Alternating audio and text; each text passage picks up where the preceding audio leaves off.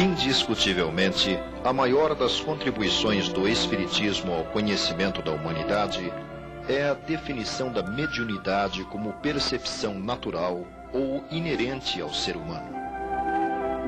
Através dela, os espíritos desencarnados se manifestam em todos os pontos da Terra, se revelando entre pessoas de todas as idades e condições sociais, entre homens e mulheres, entre crianças e velhos. Dentro da abrangência que o tema comporta, encontramos como ponto de destaque a incidência da perturbação espiritual ou obsessão, problema que envolve toda a criatura humana em processo de aperfeiçoamento. Ignorada pela quase totalidade dos seres humanos, pelo fato de ser um processo sutil, somente torna-se perceptível naqueles em que o envolvimento atinge níveis incômodos ou insuportáveis. Contribuir para o melhor entendimento da questão é o objetivo deste programa.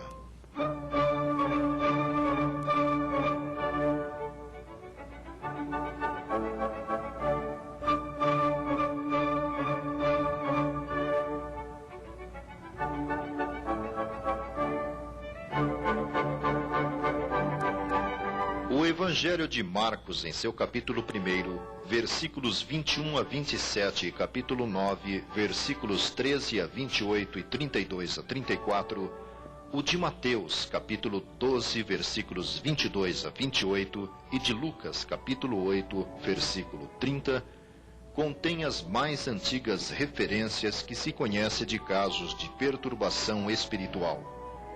Nelas, conta-se que em suas peregrinações anunciando a Boa Nova, Jesus teria operado a cura a vários casos de possessão ou influência espiritual. Na Idade Média, tem-se conhecimento apenas da ação dos então chamados feiticeiros ou bruxas, que através de evocações e rituais de magia, entravam em contato com espíritos inspirados pelo mal, estabelecendo com eles pactos no sentido de causar perturbações a outras pessoas. Os registros disponíveis a respeito da intervenção dos espíritos perturbadores em nosso plano começam a ser encontrados no século XVIII, conforme documentos do Museu das Almas do Purgatório, ligado à Igreja do Sagrado Coração, em Roma, na Itália. Nele existem as marcas de fenômenos de intervenção ostensiva no plano material por parte de entidades espirituais claramente dispostas a provocar a perturbação, como demonstram estas imagens de peças em cuja superfície espíritos gravaram sinais com que certamente pretendiam demonstrar a sua sobrevivência, amedrontando e desequilibrando suas vítimas. No século XIX, nas páginas da Revista Espírita, fundada e dirigida por Allan Kardec no período de 1858 a 1869, interessantes casos de obsessão individual ou coletiva foram analisadas, sob a ótica do Espiritismo, como o do espírito batedor de Morzine, de Berzabern, de Bisseldorf, entre outros agrupados posteriormente no livro Obsessão. O astrônomo Camille Flammarion também tratou do assunto no livro As Casas Mal Assombradas, bem como Gabriel Delan, na obra O Fenômeno Espírita. No século XX, com a proliferação das ocorrências de ordem espiritual, inúmeros estudos foram realizados, notadamente pelos pesquisadores da parapsicologia, sobretudo os fenômenos por ela chamados de poltergeist. No Brasil, respeitáveis trabalhos foram desenvolvidos, principalmente através do IBPP, Instituto Brasileiro de Pesquisas Psicobiofísicas, como exposto no livro Fenômenos de Psicocinesia Espontânea, do engenheiro Carlos Alberto Tinoco, ou Poltergeist, do também engenheiro Hernani Guimarães Andrade. Contudo, ainda hoje, a melhor das explicações disponível continua sendo a oferecida pelo Espiritismo, que coloca o sentido da mediunidade como elemento indispensável para a ocorrência da fenomenologia, associada sempre à condição moral e compromissos reencarnatórios das pessoas envolvidas no processo.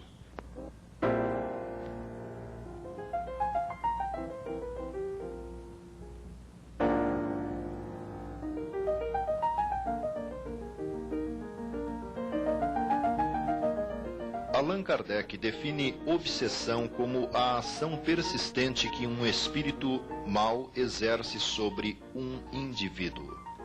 Apresenta, segundo ele, caracteres muito diferentes, desde a simples influência moral, sem sinais exteriores visíveis, até a perturbação do organismo e das faculdades mentais.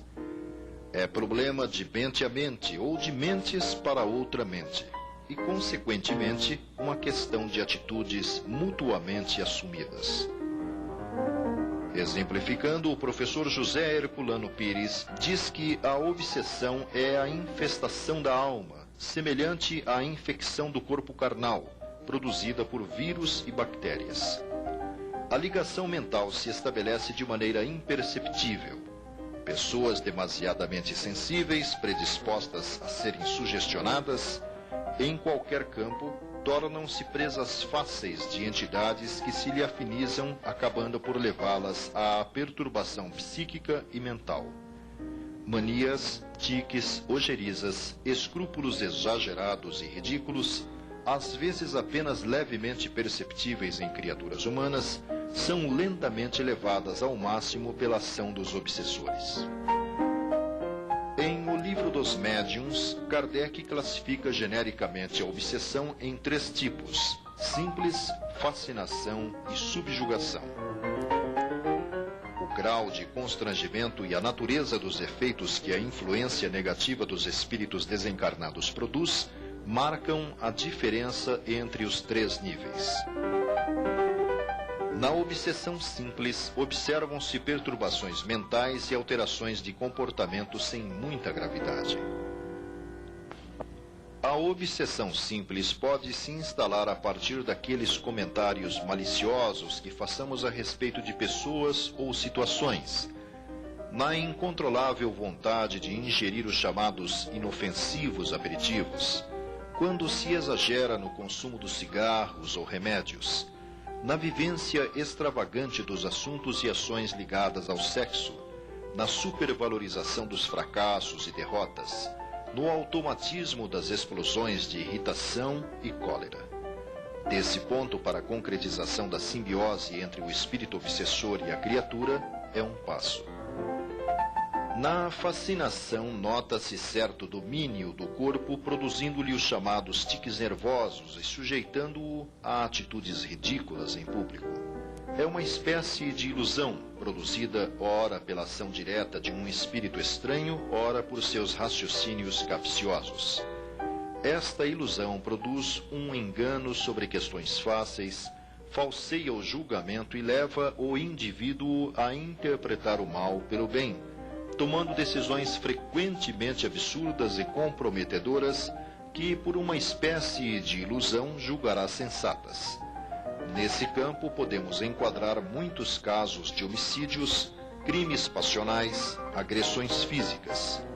Como exemplo, temos o caso de um jovem do interior de São Paulo que começou a sentir fortes dores num dos lados do pescoço, sofrendo uma gradual pressão para o lado direito. Ao ser fotografado, a imagem revelou a presença de uma entidade espiritual ligada a ele, o que presumivelmente causava-lhe as incômodas sensações. Incluem-se também muitos casos de impulsos suicidas, como podemos constatar pesquisando os livros Memórias de um Suicida e Sublimação, contendo relatos de espíritos que os transmitiram pela médium Ivone Pereira.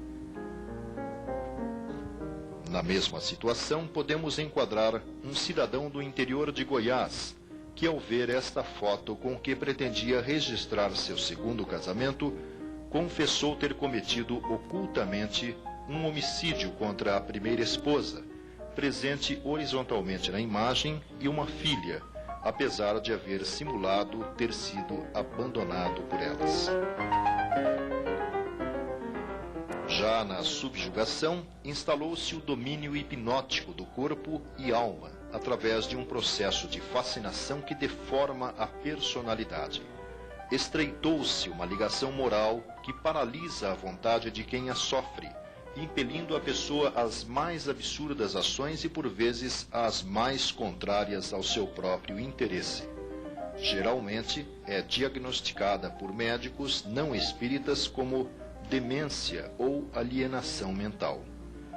Entre os exemplos curiosos de subjugação, temos um da década de 60 envolvendo Lucrécia Maria Januário, da cidade de Lorena, estado de São Paulo. De seu corpo começaram a surgir agulhas, cujas pontas, sempre voltadas para fora, repentinamente se salientavam.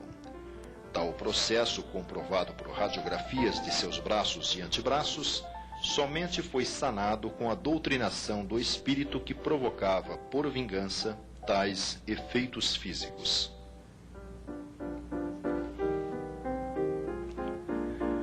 Evidente que fica difícil estabelecer-se um divisor entre diferentes níveis, principalmente pelo fato de que um estágio é resultado da evolução do outro. Tudo começa pela obsessão simples, degenera para a fascinação e culmina na subjugação, podendo projetar seu portador aos quadros patológicos da loucura. Médicos estudaram o problema, como o doutor Adolfo Bezerra de Menezes Cavalcante, que descreveu suas conclusões no livro A Loucura sob Novo Prisma, ou o psiquiatra Inácio Ferreira, que por vários anos acompanhou casos no Sanatório Espírita de Uberaba, publicando o resultado do trabalho na obra Novos Rumos à Medicina, bem como demonstrando a ligação entre obsessão e reencarnação em A Psiquiatria em Face da Reencarnação.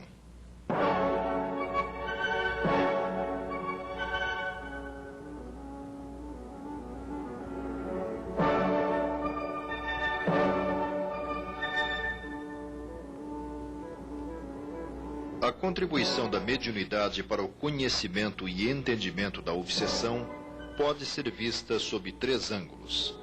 Primeiro, através dela se evidencia a existência do processo de perturbação. Segundo, ela é canal para que uma quantidade cada vez maior de informações e esclarecimentos componham uma riquíssima bibliografia técnico-espírita.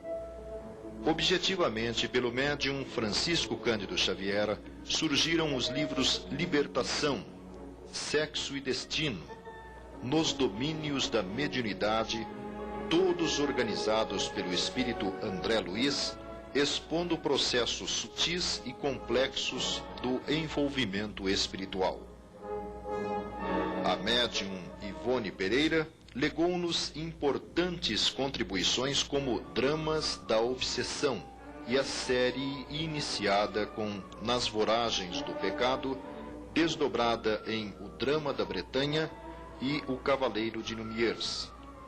Merecem ser conhecidos também os trabalhos do espírito Manuel Filomeno de Miranda, transmitidos ao médium Divaldo Pereira Franco, composto dos livros Nas Fronteiras da Loucura, Painéis da Obsessão, Grilhões Partidos, Tramas do Destino e Loucura e Obsessão. E terceiro, a mediunidade é recurso fundamental na terapia desobsessiva, seja através da aplicação do passe, seja da manifestação da entidade desequilibrada, o que permite a palavra de esclarecimento e conforto aos espíritos envolvidos no problema.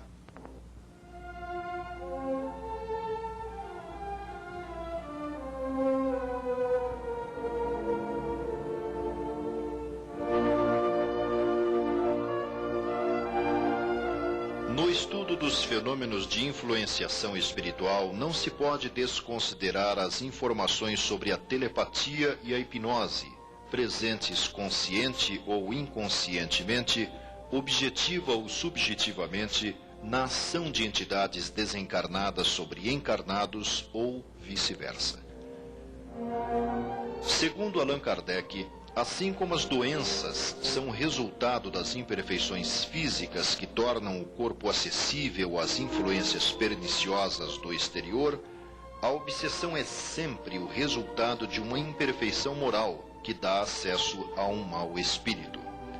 A uma causa física opõe-se uma força física. A uma causa moral é necessário opor uma força moral. Para garantir-se contra a obsessão, é necessário fortificar a alma. O obsediado precisa trabalhar pela sua própria melhoria, o que, na maioria das vezes, é suficiente para livrá-lo do obsessor, sem socorrer-se de outras pessoas. Contudo, a experiência revela que no tratamento da obsessão faz-se necessário: primeiro, o esclarecimento do envolvido no processo. Disse o Mestre Jesus: conhecereis a verdade, e a verdade vos fará livres. Comenta o espírito André Luiz: não existe trabalho desobsessivo sem reajuste da emoção e da ideia, porquanto todos os processos educativos e reeducativos da alma se articulam de início no pensamento. Segundo, na medida do possível, obter-se a cooperação do envolvido na reformulação da própria atitude mental e na evangelização pessoal.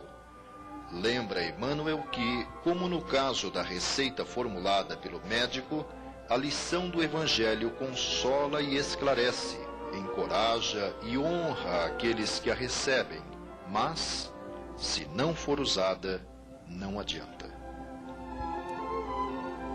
Terceiro, recebimento de passes durante certo período. E quarto, submeter-se o envolvido a um tratamento de desobsessão em centro espírita de sua confiança. Na tarefa preventiva ou curativa da obsessão, Chico Xavier, lembrando seu orientador espiritual, diz que ele o habituou a 2 métodos de libertação gradativa. O primeiro é a oração, pela qual nos lembramos de Deus, e o segundo é o serviço, pelo qual nos esquecemos de nós. Concluindo, o próprio instrutor espiritual Emmanuel diz que, se nos decidimos efetivamente a imunizar o coração contra as influências do mal, é necessário nos convencermos que não basta pedir aos céus, através da oração, para que baixem à terra, mas também cooperar através do serviço ao próximo para que a terra se eleve igualmente para os céus. E acrescenta: disse-nos o Senhor: batei e abrir-se-vos-á, pedi e obtereis. Esse mesmo princípio governa o campo das vibrações. Insiste no bem e o bem te garantirá.